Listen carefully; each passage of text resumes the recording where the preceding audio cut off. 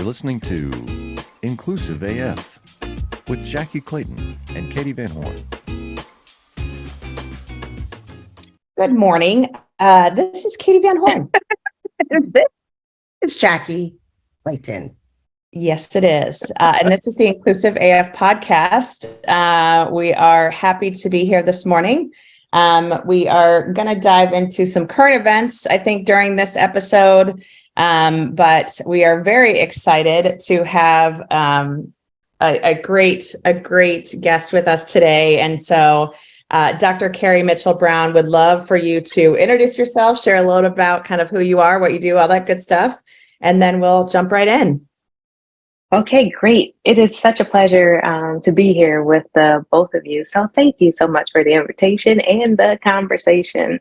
And so Kerry Mitchell Brown, I am the founder and chief cultural architect and equity strategist of my firm. It's a boutique consulting firm, and I really partner with organizations and leaders who are wanting to change the way that they take on racism, specifically anti-Black racism, and not just in name, but also in deed, like not, limited to those narrow corporate commitment statements, in 2020, like, yeah, we're taking this on and that's it. But, just doing that. And then I work with clients in a number of different ways, and I'm really focusing on right now a special project, which I call a special project, where I work at operationalizing, making dark-skinned people more figural within organizations. And so,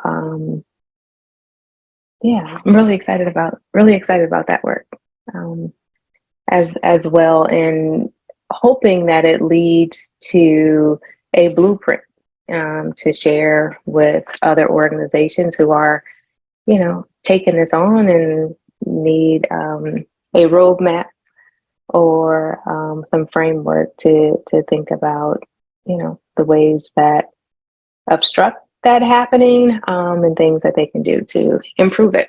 But yeah, that's it about me. That's a lot. It is, but it's like there's so many pieces. I'm so glad that there are people doing this organizational transformation work. It's one of those topics where I think so many people say, oh, you should do it because it's the right thing to do, but without recognizing that it's going to cause, it's a real verb. It's going to cause real actions. And these are the things to expect. And you foresee, can plan out for those to have a blueprint, I think is awesome. Yeah. And also, it's the creating a practice of it, right? So there's a framework, but then what is the practice? And how do you make it part of a business model and not just hey, we're going to focus on diversity or equity and inclusion. Oh, it's Black History Month, Asian History Month. I mean, how is it like that 365 all year round? Right. So what are some of the things when you're talking about a practice, and, I think not to speak for Jackye in any way, but I think that's one of our core tenets is it can't just be, like you said, the Black History Month or whatever, holiday or what, cultural standout it is. But how do you make this a practice that is an everyday in an organization? Yeah, it's really getting, what I'd like to say is it's moving beyond the tactics. We see it play out in some really emotional decisions without thinking about the unintended consequences of such said decisions. And then crisis response, right? And so, helping organizations to see that some of the work that they have taken up within the last couple of years have some limitations to things that are future focused, right? And so it's very specific and different for each organization.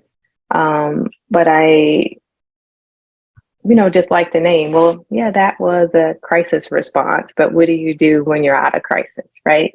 Or yes, that was a tactic around language, but how is it lived or changing or creating new experiences for dark-skinned people within your organization? I think that's such a great call out because, I mean, you kind of mentioned this up front, all of the pledges, all of the, we're going to put together a statement, we're going to do this. And now looking at this, we just spoke to Dr. Nika White last week, and we were just talking about the fact, like, what is actually happening from all those pledges. And I mean, we know what's happening, nothing, or a lot of nothing. And so, I think the idea of it becoming just an everyday, this is just how we operate, this is just our culture, is such a critical piece to actually making this real and not just something that we say we're doing. And I think that's just such a critical piece. So I love that you're calling that out. When you think about this work and, and kind of going back to what you said on the pledges and whatnot that happened after, the murder of George Floyd, the murder of Breonna Taylor, some of these very much crisis response things that companies did. What are you seeing in regards to some of those changes or some of those, statements, whatever you want to call it, that folks made? Yeah, I mean, one of the questions that I ask is like, what's happened within the year? What's happened like within the, in the 2 years, since this has happened, and what's been sustained, right? That it's actually becoming a praxis of being in dialogue around how people are living and feeling like every day.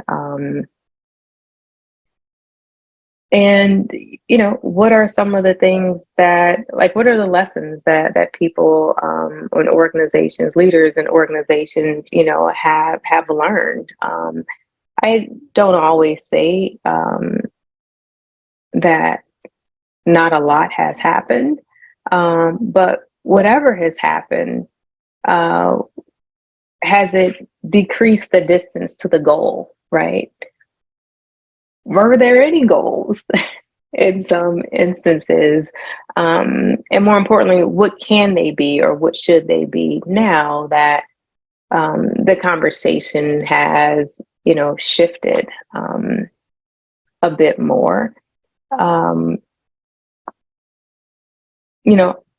Are the people who are the most impacted, are they carrying all of the weight for getting other folks on board? Like, what conversation are we having, right? Are we having a conversation that racism doesn't exist? Or are we having a conversation about what do I do about racism, right? Two separate conversations, but sometimes you don't know which one you're in if you don't present the question to get some clarity. And so that is, part of the work. And a lot of organizations picked up doing something. And, is that something the standard in which you want to look back on a couple of years from now and that be like the thing or the only thing? Like, what are the learnings? There have been some quality failures, and quality failures are okay if we're learning, from them and what we should or might do better, moving forward and incrementally making those changes. I can appreciate that. I mean, in speaking with it, I think like you said, you can't be one person making that pledge without an overall commitment. And that has to translate into action or activity, some type of activity, long lasting with impact that can be measured. And there's so many things, it's how did we get here? A lot of it is, why is this something that you need a consultant to do? What things have you done that hasn't been supportive of dark-skinned people within your organization, and how can we undo that? And I think people are okay with the fact that like people are okay, it's systemic, right? This is systemic, without looking at any systems for change. And it's like, how do you expect that to go on? And the lack of acknowledgement is the thing that is interesting, where I found sometimes, like if I say Black or brown people, it's intentional. Sometimes I'm saying, this is what it's looking like with Black people. This is what I see. This is a pattern that I see. And you find someone, when you ask the question, and they like gasp. And it's like, if I can say, what are you talking about? Like, with be intentional, and that makes you uncomfortable, we have a lot more work to do. And I just, I'm glad that you're very specific in your language and sharing that, because I think that's missing all over the place. And you talk to people, oh, I want to do that work too. And it's like, oh, well, what are your managers doing to support that work? Oh, well, I'm hoping that we can get there. And you're just like, this is going to be hard wherever you are. Yes, it's going to be hard, and it's not auto magic, right? So you can't just declare that it is to be, and then it is. There's this really interesting thing, Jackye, that you talk about measure. Like, who's measuring? Right. And so, I've been in organizations that said, well, we've done this, we've done this, we've done this, we've done this, and so we've made a lot of progress. Like, who does the measuring? Who's doing the narrating of the impact? And yeah, it's true. You have to look at that impact. And that, I remember, and I brag on my boss sometimes from the learnings that I've gotten, right? There's been, and we've all had bosses that we haven't learned from, right? Or who wasn't helpful. And I remember early here saying something was successful, and Kieran asking me, like, well, how do you know that? How do you know it's successful? What are you basing that on? And making sure that there is an alignment, or at least an understanding of how are we going to know when we're going in the right direction. And so that, I think, is struggling too. And you have to look across. If it's not being measured, just because you did the activities, you can't say what the impact is. It's consistently looking, what do we have to continue? What do we have to stop? And what do we have to analyze? And that's why it's funny when people like, I want to take a diversity course. And it's like, no, that's like me taking a weight loss course and just hoping that I will magically lose weight. Well, I took the course, I still ate cookies after the course, but I took it, so I'm better, I think, right? And it just doesn't work like that. No, not in isolation, for sure. Like, if it's part of a continual plan, it's like, yeah, I take a course, but then, how does that course inform your actions? And do your actions or your thought processes or your engagement change? And it may not always, right? Oftentimes we get really embarrassed that we fall short of the goal, rather than learning from, what is this telling me that I must do or that I should do? Like, organizationally, is like, what is the world requiring of us? And do we have ourselves together in order to deliver on that? And being really honest on where the work is required, right? And so oftentimes, leaders would say, well, yeah, I'm okay. It's the work with these other people. So change happens like everywhere except for right here. And even as a practitioner, there's so much that I am always learning about equity because it shifts, right? Yes. And it's like, yeah, when we get this right, then does that make something else off balance? And so, what is the continuum for interrogation, introspection, and staying at it, like just sticking with it, because it is raggedy. It's raggedy. I tell my clients, I was like, it's going to be raggedy, and we have to be okay with raggedy. It's taken 500 years for this to bake into our system, and we all know that it doesn't work for anyone. But there are some people who have benefited greatly. That's right. Who are not acknowledging the benefit, using the benefit to further, for good and not evil. But yeah, I mean, there's so much to do, and so much ahead, and just getting folks to enjoy the process is key. I like that you call out raggedy, because I think that is like the overwhelming message when you're working with clients, is that this isn't going to be comfortable. This is not going to, there are going to be days when you don't feel good about it. And there are days when you're struggling with it. And I think it is that when you can have that open, honest communication with folks and tell them that, like that in and of itself, I think is helpful, because, you do have pushback. You do have folks that, oh, it's everybody else but me, as you just mentioned, all of those things.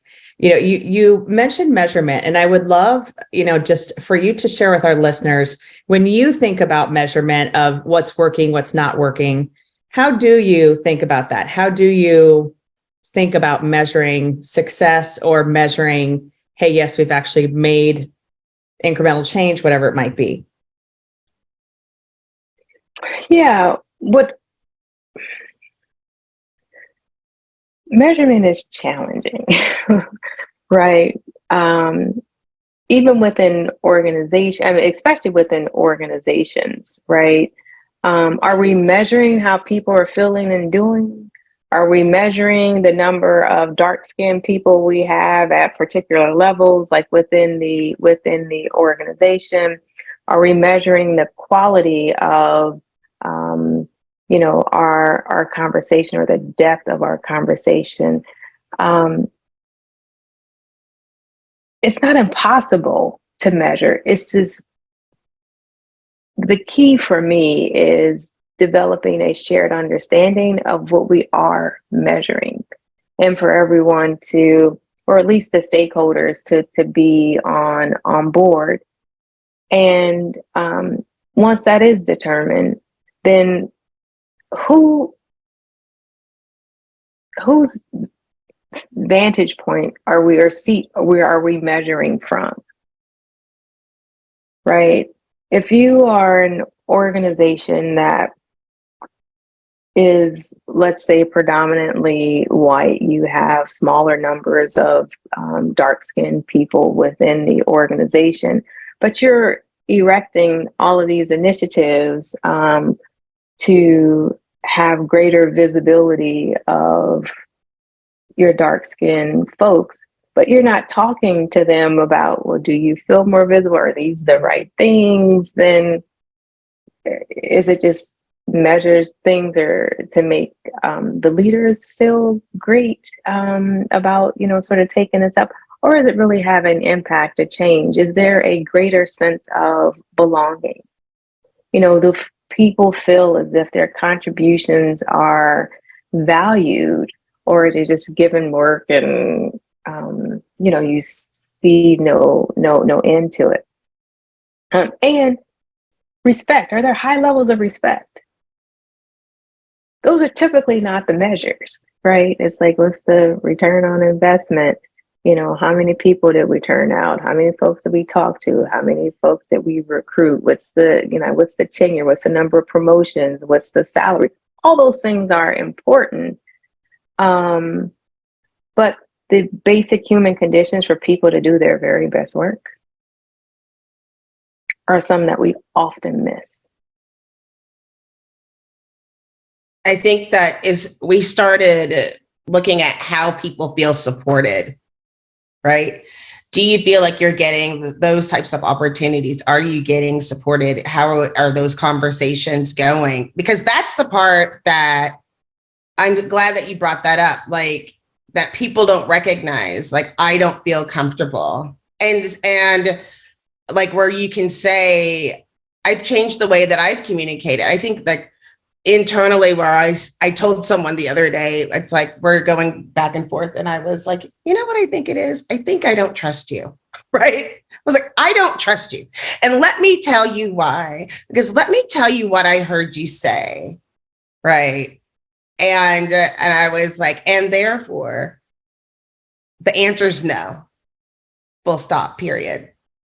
And now I will open it up to you to continue to say, to give me feedback. And the person I was speaking with did not recognize that that's how I was feeling based on those things. And it's like, that's how I felt for a really long time. I just didn't feel safe enough to say that. So maybe we're making progress that I feel safe enough to tell you that I don't trust you. But I feel like that's what happens, where it's not just enough to just hire those people. We have to look from a hire to retire standpoint and follow along those journeys. If that's going to be an initiative to see if like what you're saying is it has to come from the people that you're trying to serve to make sure you get those answers. I think too often people try to make decisions and measure success without asking the actual, not stakeholders, like the person who are receiving this. I remember we were talking about there's a Waco is in a food desert, and they were talking about building a community farm, and somebody finally said, like, have you ever smelled broccoli? Like, have you ever smelled broccoli? Have you ever cooked it in your home, like in a microwave? Do you know what that smells like? Now imagine that you've never had broccoli and you're 10 years old. Like, what are you choosing? Like, have you talked to people about what they want to try or what they're willing to? And it's like, you're not asking the right people the right questions. So you have to do that if you're going to measure it appropriately. Absolutely. And there's this really interesting thing around trust, right? Like, what does that mean, right? It's like, oh, you can trust me, trust you to do what? Or, you know, or do you, yeah, it's this interesting thing around trust. And I was just speaking with a client earlier this week, and we talked about trust because, you know, Trevor Noah signed off. Yes. And his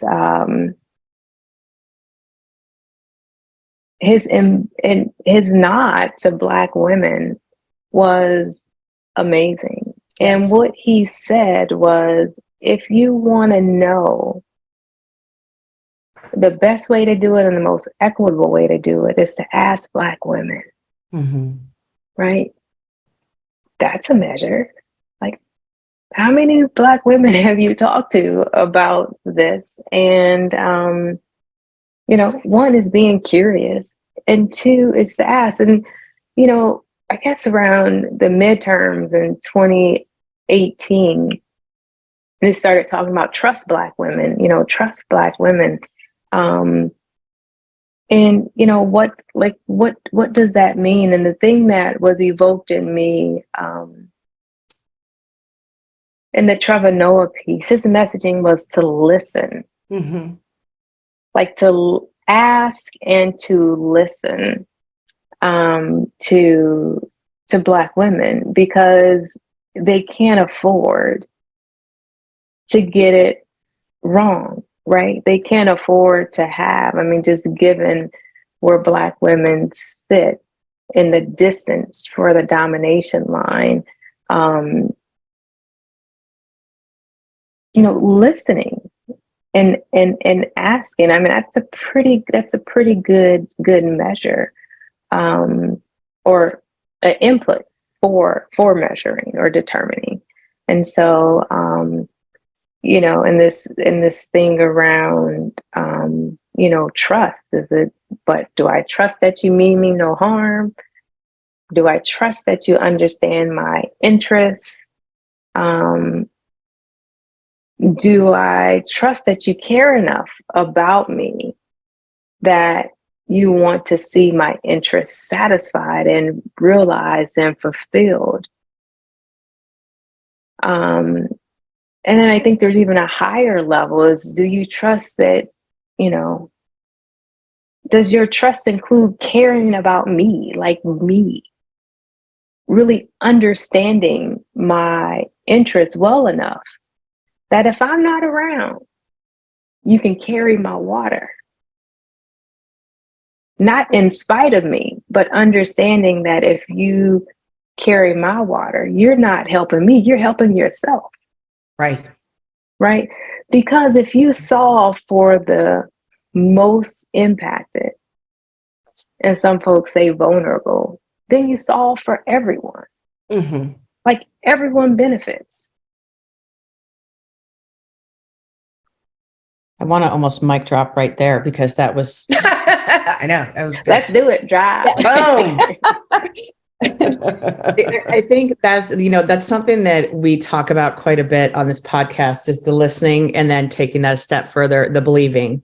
And that, is what you're absolutely talking about. It's not just the, hey, you heard me, but also I know that you're believing me and you're going to take that forward and take action because of it. And I think that's a great measurement, but I also think it's something that will build that trust if folks know that they can come to you, they can share their experience, and it's not going to be, oh, that's just Bob, or, oh, no, I don't know if that actually was the case because that didn't happen to me when I was coming up or whatever. And, having those conversations and believing folks in their experience, I think that's just the first step of, how do you actually do this work correctly is listening, just that listening and being there. And yes, the Trevor Noah sign off might have been the greatest thing ever. Mm-hmm. Because I think like just hearing that from someone who has won over and has such a broad audience, a wide audience, a diverse audience, I think is such a great thing. And it's something that everyone is celebrating that he shared that, but also it's like, well, duh. So there's that piece as well. But I love that you're just talking about the listening and believing, but the taking action on what is being shared with you. That's how you're going to build that trust. Yeah. Yeah. Believing and participating in the stories, right? So not like co-opting, telling someone else's story that you don't have permission to tell, but for the other folks that need convincing, taking some weight off of me. Right. So I don't have to continue to repeat myself. And not only that, understanding that a lot of these experiences, these lived experiences, are hard lived experiences, right? And so they are hard to hear, especially in the organization when leaders are convinced and believe that they have been and are doing the right thing. It's hard to hear that, yes, you're not. But also, as a Black woman who has been asked many times in many situations and organizations, so how are we doing?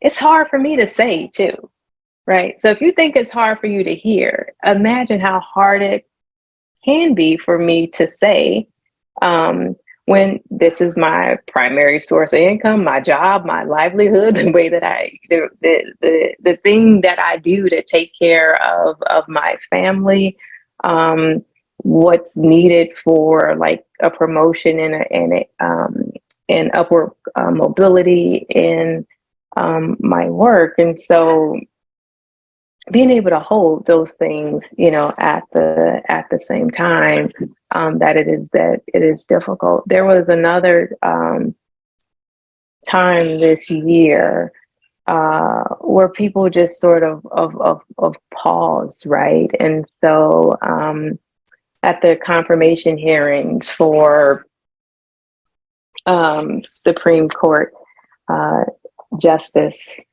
Brown Jackson, Cory Booker used his time, in a way that was great. It was very powerful to witness, his impassioned speech. And that at the time I was thinking, yeah, this should be a lesson for others. And then Trevor did his thing. And I was like, is there something happening here that we should be paying attention to? But with the amount of just things happening in the world, not just in the US, but in the globe around race and racism, in this work, it's really hard work. How do we also use our time and our platform in a way that acknowledges humanity and light and glory, and find our joy and peace and hold on to it for as hard as we can, as long as we can, right? Because there are casualties and really significant consequences to organizations and our country and our world if we don't get this right. And we're running out of time. We're running out of time. I feel like it, and I did love listening to Trevor Noah's. I think I listened to it like 3 times, and then I went and watched again him with his grandmother. I would always love all of the conversations that he had with her, and it is, it's something that I have learned after doing this work for a little bit of time. And we go through, all of us who do this work go through our own stages of learning and understanding. And for me, during my journey, it was first understanding that, like, I was like, oh, I have to teach you, and then you would know to be better. But I also had to acknowledge at some point that you were taught and the systems were created for you to not listen to me. So it's easy. You were taught to ignore this when you see it. You were taught that this is happening to someone else, and being able to distance yourself from hatred and racism. And so since that's part of your regular vernacular, like, ooh, I just minded my business and went home, and then I can go into my safe 4 walls and not have to deal with this. Like that, I had to understand, like, that's why this has to be continuous work and take action on your side. Like, you have to be able to acknowledge that in order to learn and grow, that I can't do this on my own. And it is take the community and get to the point of celebration, I think is so important too, that we can start to celebrate, like Brown Jackson, and to celebrate these moments and recognize the how historical these things are. And I still find it amazing when I talk to someone and they'll say, oh yeah, I was the first insert thing here in 2022. And you're like, there's so much that people don't know. Someone said to me the other day, they were like, did you know it's still legal to, like, you can legally fire people because they're gay? And I said, did you know women don't have rights guaranteed? And they were like, what? I was like, see, look, like, we have to get honest and truthful and with the understanding in order for us to grow. There's a lot of work to do. Well, I think, yes. And I think, this past week has been, it's one of those, the Respect for Marriage Act was, signed into law. And it is one of those things where you go, okay, wait a minute. That is it's 2022 and we're still having this conversation about interracial marriage, about, same-sex marriage, all of these things. And it is, you just mentioned, you can be fired for being gay. You can be denied housing for being gay, or, we all have heard the stories about different discrimination in housing, obviously redlining, all of these things that are still going on, whether we want to admit it or not. And I think that's the piece of it too, is that there is so much of this stuff that people are not even aware that this is still a thing, or still something that is work that's being done. And a lot of times, again, it's being done by Black women. Mm-hmm. And I think that's the piece that folks don't realize or don't want to acknowledge, or whatever it might be. Consistently done by Black women. Yes. There's this thing, this something that you just said, it evoked this in me. Folks knowing or not knowing, right? Sometimes we are just so determined that we know it all, that we are so far removed from the place where we're learning it all. Mm-hmm. Good right?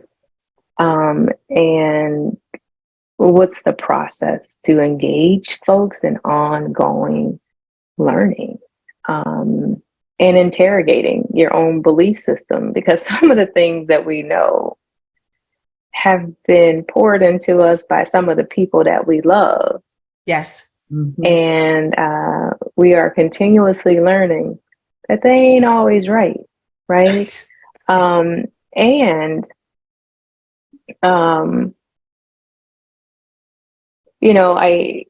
I say this often, that as white is not always right and Black is not always righteous. And so how are we finding our balance, in between, so that we can, be in a place of power where we're all winning, right? And we can all win. Like, Yes. We don't have to have losers. Right. Like, when we get this thing right, we will all win. And so that's the work. Yeah. And the part that you just said, I think this is something that, we run into daily. And I think all of us have these experiences of, whether it's on social media, talking to a family member, talking to someone who has taught you the thing that, once you are like, oh, wait, maybe that isn't right, or maybe that isn't accurate, or let me dig deeper into this.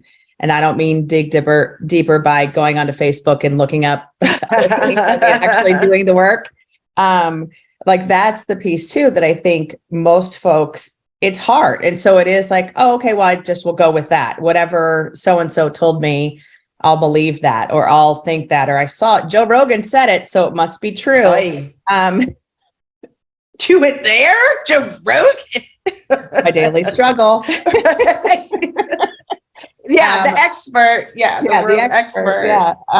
But I think that's part of it too, is that, and I use the example, I do DEI work, but I can take that off as soon as I leave the room, because I am a white woman traveling this world. And for so many folks that are people of color, Black and brown, they can't take that off. And so when you have that difference of how you actually navigate the world, being able to go, okay, let me step back and listen and learn and understand. And it is, you mentioned equity is ever evolving. All of these topics are ever evolving, and there are new challenges coming in every day. And I think that's the other piece that's difficult, because it's, wow, we got Brittany Griner out of Russia. Oh, but how dare we do that? And, you see this complete, like, what, how do we go to these places that are so dark and so, like, I don't know. Sorry.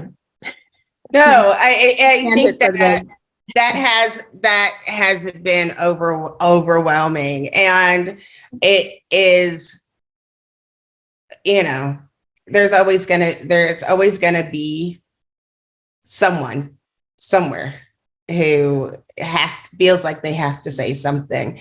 And And but the point, what's interesting is that we have to look at the bigger point, right? The bigger narrative. This is a problem that we've had, and just because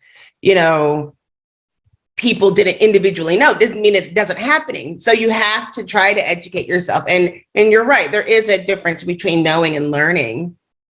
And I found that interesting. Brittany went to Baylor and they were like having a thing locally, and I was like, okay, but I saw what that coach said. Like, I was just like, okay, where are we going? What is the learning? And I keep trying to focus on the learning at this time, to stay positive and see what we're learning and where do we need to grow, and how can I bring that to the table. But I'm just glad that there are people like you, Dr. Kerry Mitchell Brown, that we know there's other people doing this work and sharing that knowledge and sharing that with our audience to look at it from a different perspective. I think that is just so important. Yeah, I think it's important too. And I also think as part of this work that we must empower, support, love, protect women. When you talk about, let's talk about the big thing, like women and girls, and then you add on, women of color, specifically Black women. There's a root to a lot of this, and sometimes we just, get at the surface, right? So if we even think about the gender-based violence against women and girls, that still remains at an all-time high. And, survivors face discrimination when the systems and institutions fail to adequately address and prevent violence, preventing women and girls to live safely and with dignity. And that's in our workplaces. That's, in the times where we spend, our energy, our money, our schools, and our housing. And I mean, there's something that COVID has also revealed for us, and that we know that why it wreaked havoc on the world, in particular, the most marginalized in our society, the most marginalized in our workplaces, with household chores being double, right? With, distributing, work and responsibilities, across everyone in the household, not to have the conversation on what makes up your household, like what's the constellation of the adults or the people living in your house, and how does that, still overwhelmingly fall on women: the cooking, the shopping, the cleaning, the household management, the child care, the helping with homework, and then layering on the harms that are perpetuated by organizations like where we work, who also espouse to be a better place for us to work and to be our best selves. And so how do we remove the limited opportunities for women and girls? Because when we do that, we limit the opportunity for everyone. That's right. There's just so many ways where that's just continuing to, to weigh down, on us. But we're still having conversations about marriage equality. We're still having conversations about, access to, healthcare. I can go on for months. Right. And it's like, it is miraculous that this was still didn't, have those laws or didn't have access, but I'm glad that we did something. And it's like, okay, let's make sure what's next, what's like, whatever you're doing, be intentional and try to, I think the hard part sometimes is to keep going, but we just keep going. We just keep going. I taught my kids, how do you eat an elephant? One bite at a time. Just one bite at a time. Absolutely. So I would love for you to share, if there are, a takeaway or a couple key takeaways that you would like for our listeners to know and go do. And then also your contact info. We're going to do a little round robin to say, what are the things that you want folks to have heard in this conversation? And what do you want folks to go do because of this conversation? Yeah, I often say Black explicit and not exclusive. And so again, solving for the most impact that you solve for everyone. And we don't have to do oppression Olympics around who has it worse. That's right. But making sure that any of our interventions are at the right level, and the analysis is right on who is the most impacted. What I would say is, a lot of organizations like, well, what if you don't have a budget, or what if we don't have a plan? How about just treating people like humans? That's a good place to start. And guess what? It's free. It doesn't cost you to, tap into someone's humanity. How about just tapping into your own, right? If you can tap into your own humanity, it's likely that you can make a better connection, with others. And measurements are important. And so determining the distance to goal, and, if you're making some progress, towards that goal. And I would say the final thing is to say something to a group of folks, at a particular time, whether it's a spouse statement on, here's where we are organizationally, but to live something different is antisocial. Right. And so, this work is hard, and it's hard on purpose, because there are systems and there are structures that require something very different. Oftentimes we are just like at the surface, but dig a little deeper and, to keep at it. It's going to be raggedy, but with the intention and attention, it can be quite gorgeous. I love that. Thank you. Jackye? I think what I am inspired by is kind of going back to the beginning of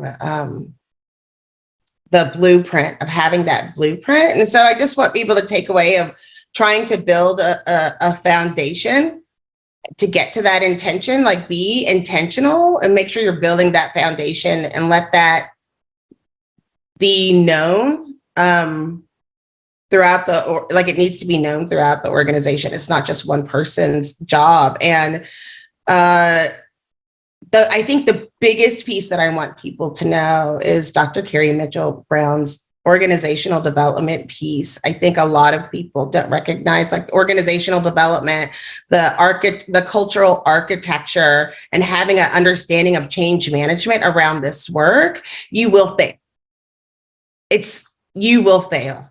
It is just as, even if it was, you have to have that understanding. And so keep going, but have that foundation. Make sure you have that solid foundation and understanding so that you can grow within this work. I love that. And I'm going to go back to, or hopefully kind of wrap in some of the things that you mentioned. It's the listening as you would like to be listened to, and believing like you would like to be believed. The experiences of folks because that is such a gold mine of information of what is the experience like for other people. And I think that's something that we sometimes miss because we go with, we're going to launch this program and it's going to do all the things and it's going to do all the stuff. But if you aren't listening to all the voices, especially as you mentioned, those that are, that have the worst experience or are the most marginalized, whatever you want to call it, it will improve everyone's experience if you can make those changes based on the folks that are giving you that feedback and are sharing their experiences, even when it doesn't feel great. So yes. How can folks get a hold of you? You can reach me on all social media channels at Dr. Kerry M. Brown. And you can also just get over to my website at kerrymitchellbrown.com. Awesome. Very cool. Well, thank you so very much for joining us. Truly, we love having these conversations and love having these discussions with folks because I think it's so eye-opening and, so we appreciate you taking the time. This is Katie Van Horn. And this is Jackye Clayton. Bye.